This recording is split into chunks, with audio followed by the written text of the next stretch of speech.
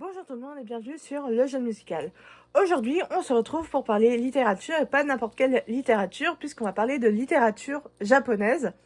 En 2023, vous n'êtes pas sans savoir qu'un roman écrit par un japonais est devenu best-seller mondial et a été vendu à plus d'1 million d'exemplaires au Japon. Je veux bien sûr parler de Tant que le café est encore chaud de Toshikawazu Kawaguchi, qui est un roman qui traite d'un café situé à Tokyo où on aurait le pouvoir de retourner dans le passé si on consomme un café et surtout si on fait tant qu'il est encore chaud. Ce roman a eu un tel succès que il y a eu un deuxième tome quelques mois plus tard, Le café du temps retrouvé. Plus récemment, il y a eu un tome 3, Le café où vivent les souvenirs, puisque dans ces 3 romans, on est sur la thématique du souvenir. Et bien sûr, dans ces 3 romans, en plus d'être écrits par le même auteur, on va suivre 3 destins différents qui cherchent à modifier leur passé et à réparer des choses. Mais c'est pas tout, parce que du coup, grâce à ça, de nouveaux rayons en librairie ont fleuri et des rayons centrés sur la littérature japonaise ou alors la littérature du monde, avec mise en avant de la littérature japonaise.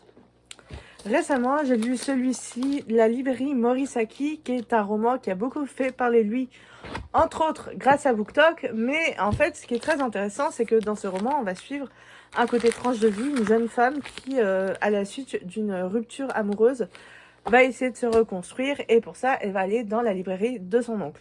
On est toujours sur un côté très tranche de vie, quelqu'un qui cherche à se reconstruire, qui cherche à se construire.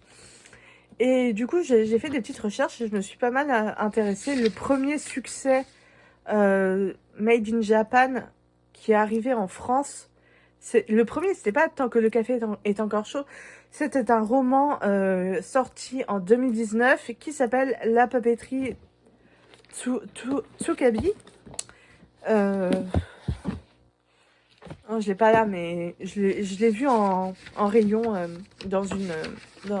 à la librairie Le Renard Doré. Donc vraiment, c'est pour vous montrer qu'il y a vraiment un engouement autour de la littérature japonaise depuis quelques mois.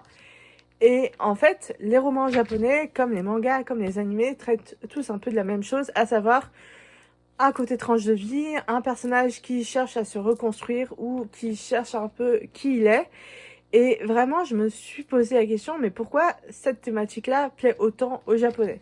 Eh bien, en fait, ce serait dû à la décennie perdue qui a un peu modifié le Japon. Ça a fait un gros boom dans le pays, puisque la décennie perdue survient dans les années 90, et c'est une chute financière énorme pour le Japon, qui est clairement obligé de se reconstruire. Et donc peut-être que c'est ça, je pense que c'est ça le déclic pour se mettre à écrire des œuvres japonaises qui vont parler de ce côté-là très, très centré sur l'espoir.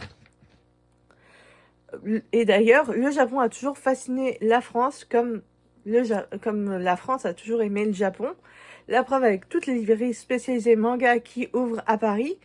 Et la preuve aussi avec les Japonais qui prennent des œuvres de la littérature française comme Les Misérables de Victor Hugo et les adaptent en manga. Donc le manga, c'est un format spécialement japonais. Mais du coup, c'est bien parce que comme c'est quelque chose qui plaît aux jeunes, ça permet aux jeunes de lire beaucoup et de lire des classiques de la littérature française. Il n'y a pas que la littérature qui fascine en France, il y a aussi la pâtisserie japonaise, la nourriture japonaise, le matcha, par exemple, avec ce roman-ci, le titre s'appelle quand même Un lundi parfum matcha, et dès qu'on pense matcha, forcément, on pense au Japon.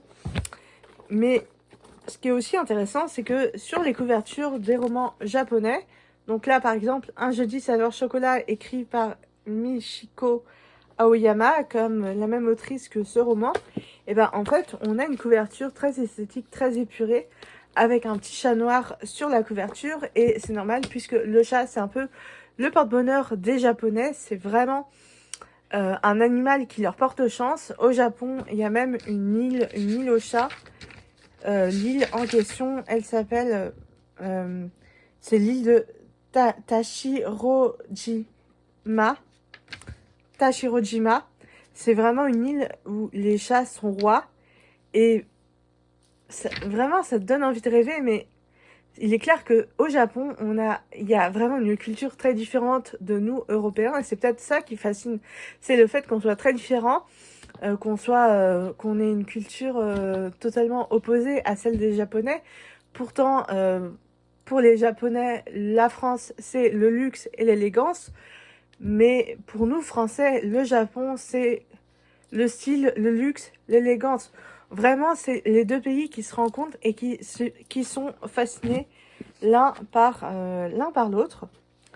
Et le premier roman à avoir eu un succès mondial en France, c'était pas Tant que le café est encore chaud, même si honnêtement ça pourrait faire être celui-ci, mais celui qui eut un premier succès, c'était en 2019, c'était un roman écrit par Okawa, c'est la librairie Tokabi, et vraiment, genre, c'est toujours des histoires un peu qui se passent autour des lettres, autour des librairies, autour des livres, et c'est ça aussi qui est fascinant au Japon, c'est qu'au Japon, ok, ils sont très avancés sur les nouvelles technologies, sur les ordinateurs, les jeux de société, etc., les jeux vidéo, mais ils ont aussi un côté très très proche du papier, très proche de la papeterie en fait.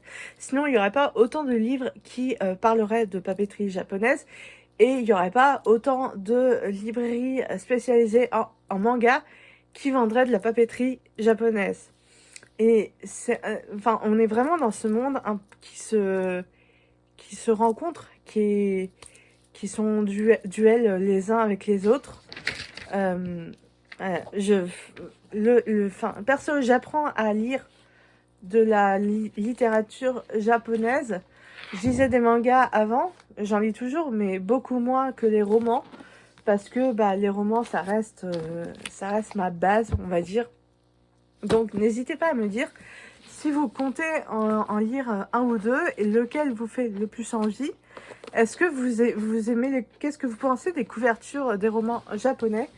N'hésitez pas à me dire ça dans les commentaires, et nous on se retrouve très bientôt pour une prochaine vidéo. Ciao!